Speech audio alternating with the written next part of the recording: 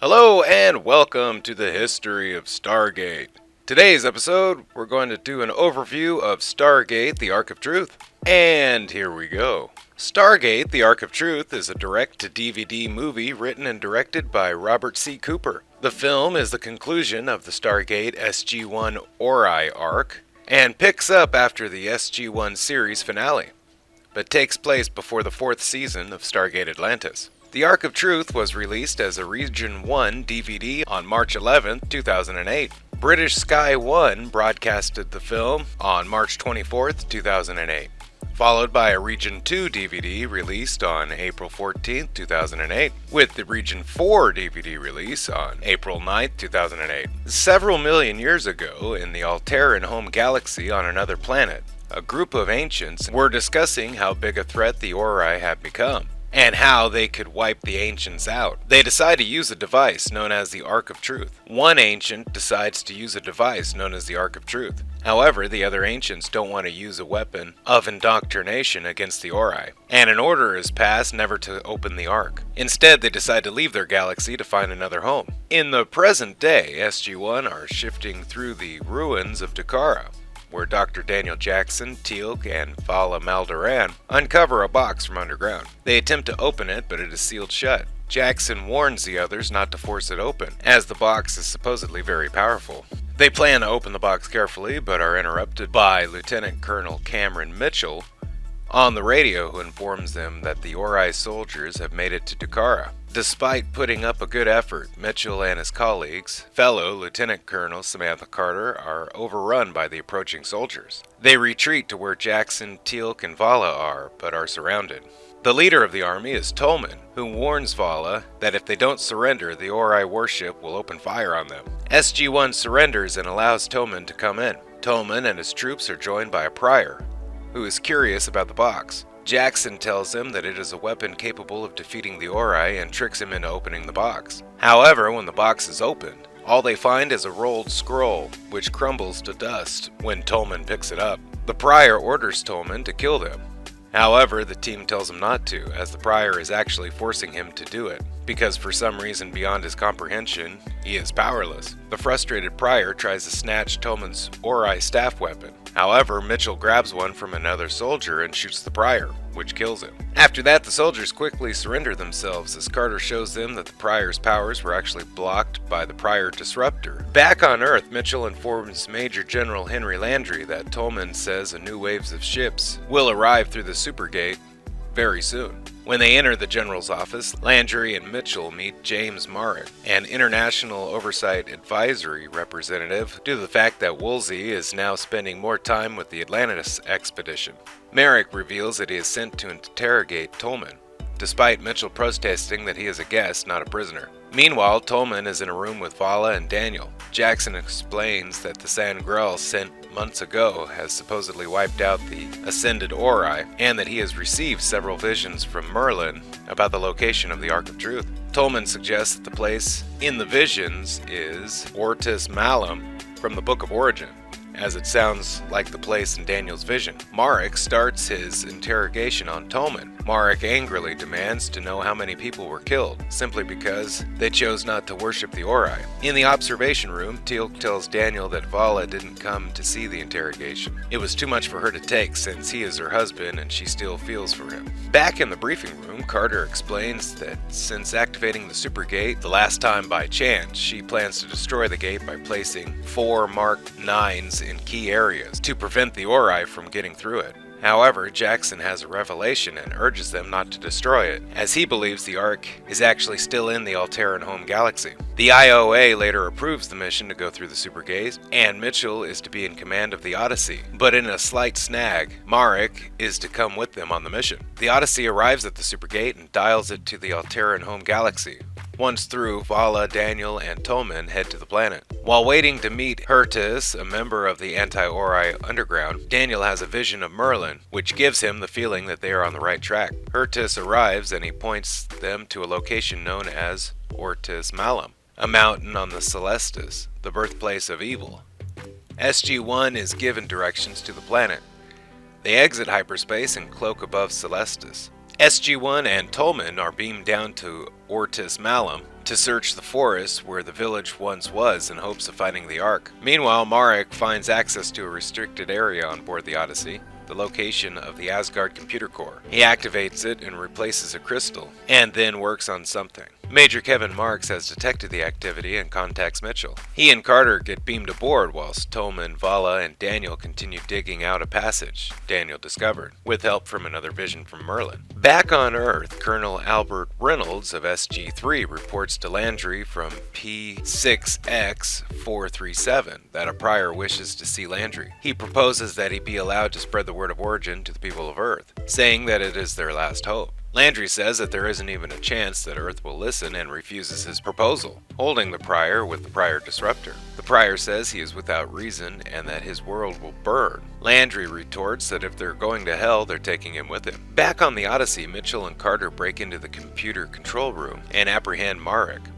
They attempt to shut down the computer core, but they can't. The core is alerting every Ori mothership to the Odyssey's location. Carter finds out that the core is creating something, which they will soon see is a replicator. Marek explains the true mission. The IOA intended to plant it on an Ori ship and let it spread to their entire fleet. The IOA felt that in the event that the Supergate couldn't be destroyed, an alternative plan of action was required. Once the Ori fleet is destroyed by the replicators, the IOA will initiate a shutdown program. They didn't expect SG-1 to find the Ark. As a newly created replicator hangs in the force field, Mitchell calls in an anti-replicator gun to destroy it. However, these replicators are immune to ARG technology, thanks to the IOA tampering, and is now loose on the ship. Carter wants to know who reprogrammed the replicator, but Marek refuses to answer. An angry Mitchell takes Marek to the brig. Jackson, Teal'c, Vala, and Tolman find an underground corridor to a room. They are about to be beamed up to the Odyssey, however, the replicators have taken control of several systems, including beaming. The team, however, has time to find the Ark. They blow a hole through the door and find the Ark, then head back out into the open before the tunnel collapses. Back outside, Vala, Daniel, and Tolman examine the device, and Teal'c attempts to contact the Odyssey, but gets shot in the back and falls to the ground. The rest of them engage the Ori soldiers. 4 warships arrive near the Odyssey. Fortunately, the hyperdrive is still operational and they escape the clutches of the ships. Meanwhile, Mitchell manages to destroy the replicator, but discovers the original has already been turned into a queen and the replicators are replicating. Carter runs a search through the Asgard core for a shutdown code, while simultaneously attempting to make one from scratch. A team is called to close off the room from the replicators. In the brig, Marek hears replicators cutting through the walls. He desperately calls someone to let him out, not realizing no one is there. The replicators later violently attack him. At night on Celestis, Teal'c awakens and sees nothing but dead Ori soldiers. He sees no sign of Jackson, Vala, and Tolman, because they were taken to the city of Celestis, to be tortured by the Dosai and the other priors. Teal'c slowly gets up and treks through the mountain ranges, finally making it to the plains of Celestis, before collapsing. Back on the Odyssey, Mitchell finds the Queen, who is feeding off the power from a power conduit to replicate. He plans to destroy it. He plants a C4 charge near the Queen to detonate as a distraction, to buy time so Carter can figure out a way to shut down the replicators. Mitchell later turns around to see Marek, who is now being controlled by replicators. He attempts to kill him, however, he is physically augmented and easily throws Mitchell across the room. Back in the city of Celestis, Vala enters a room and discovers that the Ori are still around. However, the ascended being turns out to be Adria. She informs her that the Sand Grail did work on the Ori and are now indeed gone. Now that Adria has ascended, she gets control of all of the Ori's forces and powers. As Adria leaves, Vala sees that some of the buttons on the Ark are glowing. On the plains of Celestis, an ascended being comes to bring Teal'c back to life. He gets up and proceeds to the city. Daniel is inside a cell, laying on the floor. Merlin tells him not to give up. However, Daniel calls his bluff, realizing that Merlin died, not ascended. He is actually Morgan Le Fay, who was exiled after trying to help them in Atlantis a year ago. Daniel urges her to help, but she tells him that Adria is too powerful. At the moment, she had done all she could. She tells him that if he can turn one prior, the others will be turned, because they are all linked by the crystals in their staffs. This will weaken Adria enough so that Morgan will be able to defeat her. Daniel begs her for more help, but she says she has done all she can and disappears. A prior approaches the cell, then pulls back his hood to reveal himself as Teal'c, come to free Daniel. Back at the SGC, Colonel Abraham Ellis on the new ship Apollo informs Landry that they have detected Ori ships arriving in the solar system, but they have not yet advanced on Earth. Landry orders him to try to hold them off if they do advance. On the Odyssey, the replicators have taken over the hyperdrive and shut it down. Soon, Ori ships circle the Odyssey and start attacking it. Replicators try to break into the control room. Carter tells Mitchell to detonate the C4. However, he is too busy fighting replicator-controlled Marek. Mitchell eventually manages to disconnect one of the replicator legs to Marek's head. Marek tells Mitchell that the self-destruct code is on the back of the crystal Marek uploaded into the core. The seriously injured Mitchell then detonates the C4 as a distraction, but is knocked to the floor. Mitchell informs Carter of the shutdown, and she activates it just before being overrun. Mitchell limps to the bridge to surrender. However, the Ori ships disregard the surrender and continue attacking until they deplete the Odyssey's shields, leaving them completely vulnerable. Vala tells Daniel about the 7 glowing symbols, and Daniel tries to figure out the code to activate the Ark of Truth, but they are interrupted by the Dosai and Adria. Daniel activates the Ark, remarking that the code is ironically the ancient word for origin.